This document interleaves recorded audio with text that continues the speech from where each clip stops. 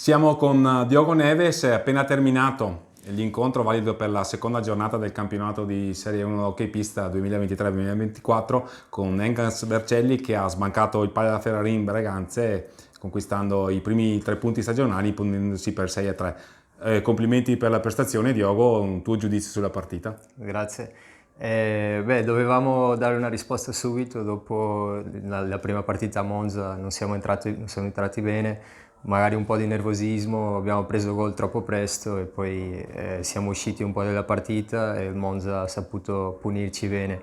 Oggi, come ho detto, dovevamo dare una risposta subito e soprattutto un altro atteggiamento, grinta, voglia di vincere. Penso che quello l'abbiamo messo. I primi 15 minuti il Breganze ha tenuto bene il nostro attacco, però alla fine siamo riusciti a fare il primo gol e poi abbiamo più o meno controllato la partita, ma comunque il Breganze ci ha messo per tratti un po' in difficoltà. Comunque secondo me abbiamo fatto una buona partita e sono stati 3 punti importanti. Sì, credo che li abbiate assolutamente meritati. Breganze è stato bravo a venire a ridosso, a un certo punto la doppietta di Facu Posito aveva dato un'illusione.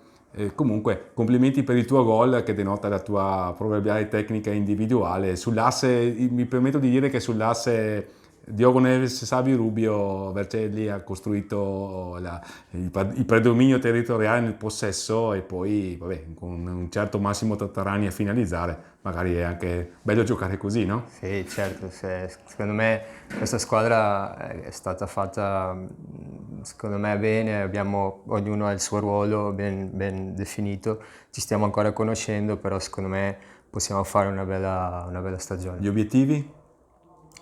Io cerco sempre di vincere ogni partita, puntiamo ad arrivare ai playoff, però pensiamo a partita e poi alla fine si fanno i conti. Tu hai numerosi trascorsi in Veneto, sei ancora in contatto con gli amici di San Diego e Bassano in particolare? Certo, alla fine questa è stata la mia casa per 7 anni, ho tanti amici qua e sempre che posso mi fermo sia a San Drigo che a Bassano, è come una seconda casa per me.